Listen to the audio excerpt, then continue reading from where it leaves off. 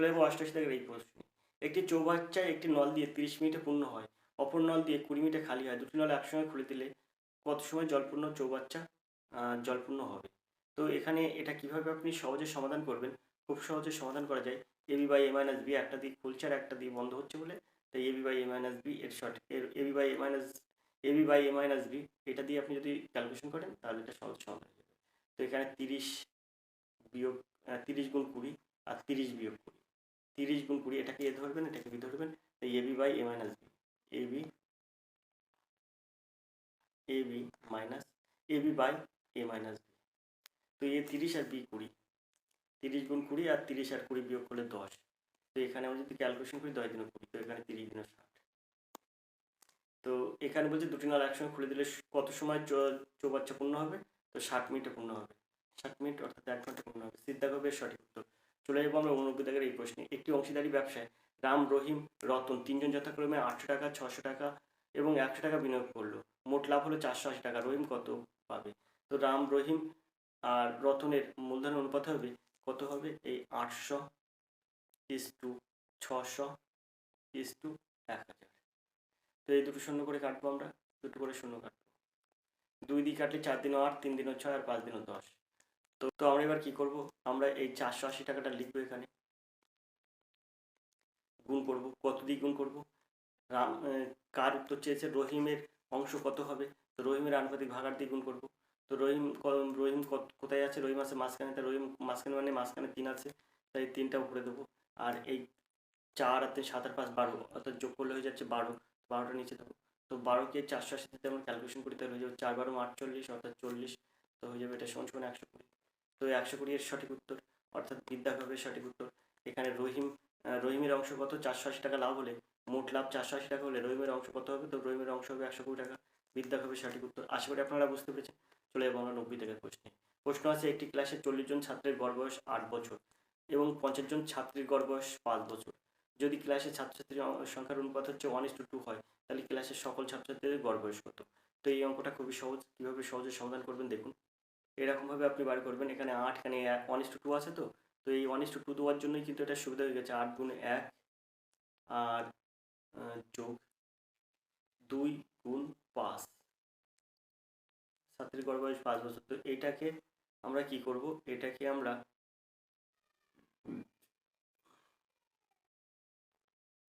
1 যোগ 2 দেবো। তো এখানে আমরা এটাকে খুব সহজে সমাধান করলাম। তো 8 একে 8, 5 দিনও 10, 8 আর 10 এখানে হয়ে যায় 18, আর 2 আর 1 3। তো এটাকে ক্যালকুলেশন করলে 6 সমান 6। তো এর সঠিক উত্তর হবে 6 বছর। বিদ্যাক হবে এর সঠিক উত্তর 6 বছর। আশা করি আপনারা বুঝতে পেরেছেন। চলে যাবো আমরা পরের প্রশ্নে। 91 দাগের প্রশ্ন আছে দেখুন। 91 দাগের প্রশ্ন আছে একজন ব্যক্তি প্রতি মাসে তার আয়ের 67% ব্যয় করেন, বাকি 1650 টাকা সঞ্চয় করেন, তার মাসিক আয় কত? তো 67% ব্যয় করেন মানে এত করে বুঝবেন যে বলছে 67% ব্যয় করেন এবং বাকি 1650 টাকা সঞ্চয় করেন, মাসিক আয় কত? তো বার করতে গেলে আপনি কী করবেন দেখুন, ভালো করে চিন্তা ভাবনা করবেন যে এখানে 67% ব্যয় করেন। তো এই 67% ব্যয় করেন মানে 100% থেকে 67% ব্যয় করেন। তো বাকি 33%, অর্থাৎ 100% থেকে 67% ব্যয় করলে বাকি থাকবে 33%। সেই 33%টা কিন্তু সঞ্চয় করেন।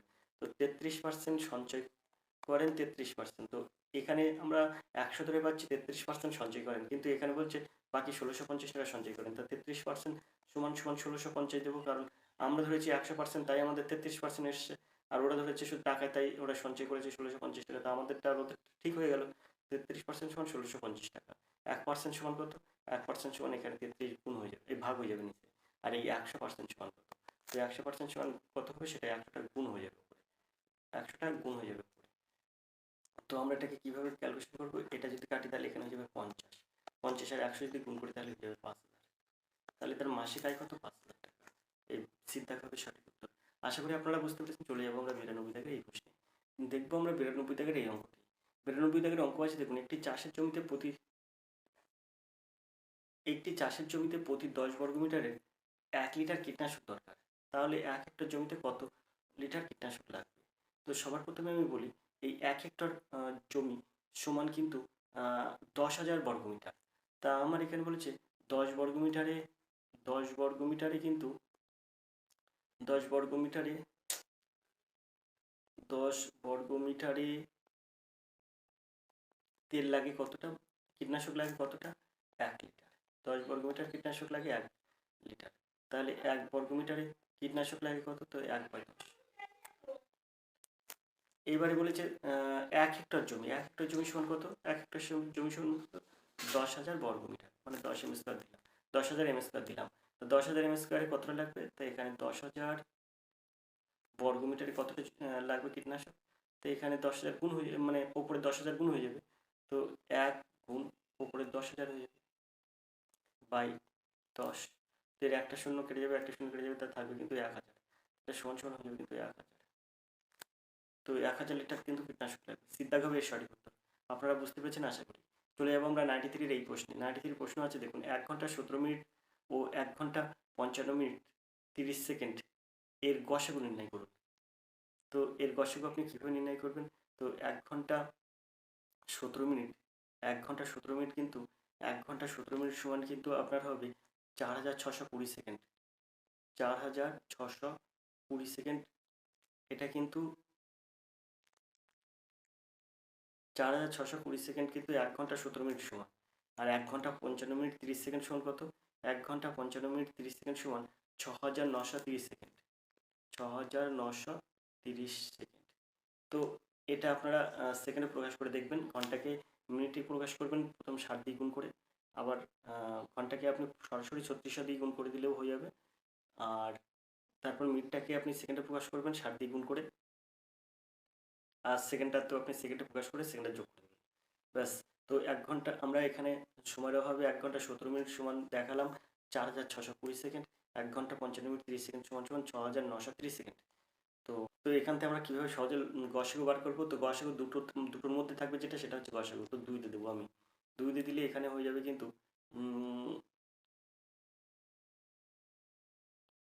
23, 10, 34, 65। আবার যদি আমি এখানে 3 দিয়ে দিই তাহলে হয়ে যাবে 3 7 21, 3 7 21, 21 আর এই 16টা বসে গেল, আর এখানে হয়ে যাবে 3 11 33 আর 1 10 34, 3 5 15, 3 5 15, 1155। এটাকে যদি আমরা 5 দিয়ে আবার ক্যালকুলেশন করি তাহলে কত হবে, 5 14 70, 5 13 5 15 75, 15 আর 2 দাও 17, 4 5 20, আর এখানে হয়ে যাবে 5 দিন 10 আর 1 দাও 11, 3 5 15, 5 1 5। এটাকে যদি আবার আমরা ক্যালকুলেশন করি, দুটোর মধ্যেই যেতে হবে একটা সংখ্যা, এরকম দিয়ে করতে হবে, তো এখানে আমরা 7 দিয়ে ক্যালকুলেশন করতে পারি, তো হয়ে যাবে কত, 7 1 7 আর 7 দিন 14 আর 1 দাও 15, 7 দিন 14, আর এখানে হয়ে যাবে 3 7 21, 3 7 21 33। তো এটাকে যদি আমরা ক্যালকুলেশন করি তাহলে 11 দিয়ে যাবে, 11 দিন 22 আর 3 11 33, 2 আর 3টা নেওয়ার দরকার নেই, এই উপরেগুলো গুণ করতে হবে, 5 দিন 10, 3 10 30, 30 আর 7 যদি আমরা গুণ করি তাহলে হয়ে যাবে 210, 210কে 11 দিয়ে গুণ করলে কত হবে, 210কে 11 দিয়ে গুণ করলে হয়ে যাবে 2310, 2310 হবে এর সঠিক উত্তর। এই 210কে আমরা কি করব, 210কে 11 দিয়ে গুণ করব, 2310 এর সঠিক উত্তর। তো এখানে বলেছে যে 1 ঘন্টা 17 মিনিট এবং 1 ঘন্টা 55 মিনিট 30 সেকেন্ডকে গসাগু নির্ণয় করুন, তো গসাগু নির্ণয় করলে হয়ে যাবে 2310, অর্থাৎ 2310 সেকেন্ড, 2310 সেকেন্ড সমান কত, 2310 সেকেন্ড সমান এখানে 7 দিয়ে ভাগ করে দেবেন, ভাগ করলে হয়ে যাবে আপনার 38 মিনিট 30 সেকেন্ড। তো এর সঠিক উত্তর হয়ে যাবে 38 মিনিট 30 সেকেন্ড, বিদ্যাগ হবে সঠিক উত্তর। আশা করি আপনারা বুঝতে পারছেন। চলে যাবো আমরা 94-এর এই প্রশ্নে। 94-এর যে প্রশ্নটা আছে সেটা আমরা কি করব, সেটা আমরা এই দুটো প্রথমে গুণ করে নেব, এই দুটো প্রথমে গুণ করে নেব, তারপরে ভাগ করব, এর দাগ হবে সঠিক উত্তর। এই দুটো আগে প্রথমে গুণ করে নেবেন, গুণ করে নেওয়ার পরে এইটা দিয়ে ভাগ করবেন, 1.25 দিয়ে ভাগ করবেন। এমনি এখানে যদি 25 25 আমরা যদি গুণ করি তাহলে হয়ে যাবে 625,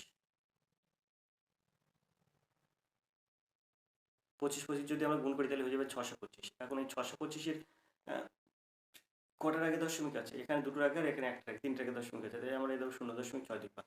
আর তো আমরা 1.25কে আমরা ভাগ করবো কত দিয়ে, 1.25কে আমরা 0.625 দিয়ে ভাগ করবো। তো আমরা যদি এটাকে ভাগ করতে চাই তাহলে এখানে দেখুন তিনটে আগে দশমিক আর দুটোর আগে দশমিক, অর্থাৎ এখানে নিচে একটা আগে বেশি থাকে, তাহলে 10 দিয়ে দেবো এখানে, আর এখানে দেবো কত, 5 দিয়ে গুণ করলে ভাগ করলে 5 125, 625, আর 5 আর 10 কাটলে যায় 2, তো 2 হবে এর সঠিক উত্তর, এটা হবে সঠিক উত্তর। তো আমরা এবার দেখব 95 এর এই প্রশ্নটি। দেখুন প্রশ্ন আছে, একটি প্রতিযোগিতামূলক পরীক্ষায় প্রতিটি সঠিক উত্তর করার জন্য 4 নম্বর পাওয়া যায় আর প্রতিটি ভুল উত্তরের জন্য 1 নম্বর কাটা যায়। এক পরীক্ষার্থী 75টির প্রতিটি উত্তর করে 125 নম্বর পেল, সে কটি সঠিক উত্তর করেছে। তো অঙ্কটি যদি আপনি অঙ্কভাবে করতে চান তাহলে ক্যালকুলেশনে জটিল হয়ে যায়। তাই আমি বলছি এখান থেকে আপনি অপশন থেকে সঠিক উত্তরটা বার করবেন। কিভাবে সঠিক উত্তর বার করবেন সেটা আপনার দেখা দিচ্ছি। দেখুন বলেছে যে সে কটি সঠিক উত্তর করেছে, তো নিশ্চয়ই সঠিক উত্তরের সংখ্যাগুলো এখানে দেওয়া আছে। তা আপনি মনে করুন উনি সঠিক উত্তর করেছে 35টি, মোট প্রশ্ন কত 75টি। তো 35টি সঠিক উত্তর করলে তিনি কত নম্বর পাবেন? তিনি কিন্তু প্রতিটি ভুল উত্তরের জন্য 1 নম্বর করে কাটে, প্রতিটি সঠিক উত্তরের জন্য কিন্তু 4 নম্বর করে পান। তো 35টি সঠিক উত্তর করেছে 4 নম্বর করে পেলে 4 নম্বর করে যদি পায় তাহলে সে কত পাবে? তো 4 35 কত হবে? 4 35 হবে 140।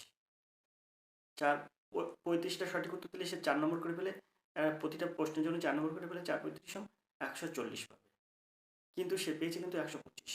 এবার আপনার দেখতে হবে যে সঠিক উত্তর করেছে 35টার, তাহলে ভুল উত্তর করেছে 75টার মধ্যে, 75টির সে তো উত্তর করেছে, তো 75টির মধ্যে 35টার ও সঠিক উত্তর করেছে, তাহলে পাওয়ার কথা 140, কিন্তু পেয়েছে কিন্তু 125।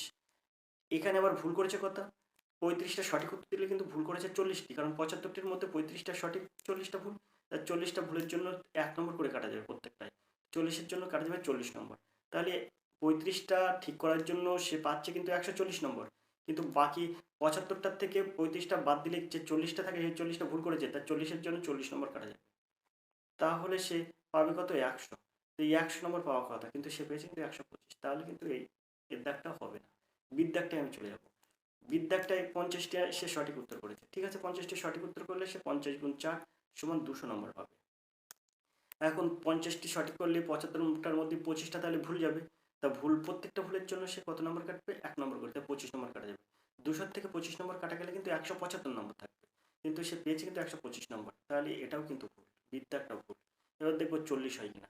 40 হলে প্রত্যেকটা প্রশ্ন সঠিক উত্তর করার জন্য 4 নম্বর করে দেয়, তাহলে 4 40 160, 160 নম্বর পাবে। 40টা ঠিক প্রশ্নের উত্তর করার জন্য সে কত পাবে? 160 নম্বর পাবে, সে পাবে 160 নম্বর। কিন্তু যেহেতু 40টা প্রশ্ন সঠিক করেছে, তার 30 আর 35টা কিন্তু ভুল করেছে, তাহলে 35টা ভুল করার জন্য 35 নম্বর বাদ যাবে। তো এখানে 35 বাদ দেবো, দিলে কত থাকবে? 5 আর কত হলে 5, 5 হলে 10 হাতে 1, রেখে 4, 4 কত হলে 6, 2 হলে 6, 1 করতে 125 নম্বর। 125 নম্বর কিন্তু সে পাবে। যদি 40টা প্রশ্ন সঠিক করে তাহলে সে তার ক্যালকুলেশনে দাঁড়াবে 125 নম্বর। তো এখানে কিন্তু তাই বলেছে, 75টি প্রশ্ন উত্তর করে 125 নম্বর পেয়েছে, তো সিদ্ধা হবে সঠিক উত্তর। আশা করি আপনারা বুঝতে পেরেছেন। তো এবার আমরা পরের প্রশ্নে চলে যাব। তো এই পরের প্রশ্নগুলো কিন্তু আজকের ভিডিও আর করবো না, এখান থেকে 5টা বাকি আছে, এই 5টা প্রশ্ন কিন্তু আমরা আজকের ভিডিওতে করবো না, আগামী কোনো ভিডিও আমরা আবার করে দেবো। তো এই 95টা প্রশ্ন করলাম, 100টা প্রশ্ন মোটা আছে, তো 5টা প্রশ্ন আর করলাম না। তো এবার ভিডিও আবার আপনাদের এই 5টা অঙ্ক করে দেবো। তো যদি আপনাদের ভালো লাগে তো ভিডিওটা অবশ্যই লাইক করবেন। এখানে আমি আপনাকে 5টা প্রশ্ন দেখিয়ে দিলাম, যদি পারেন স্ক্রিনশট নিয়ে আপনারাও করবেন।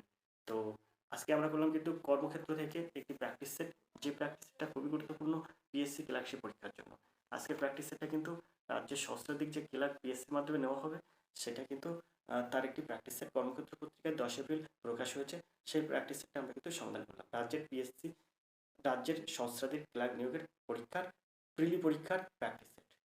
তো আজকের ভিডিও এই পর্যন্ত, দেখা হবে পরের ভিডিও। ততক্ষণ আপনি ভালো থাকুন, সুস্থ থাকুন, ধন্যবাদ আপনাদের।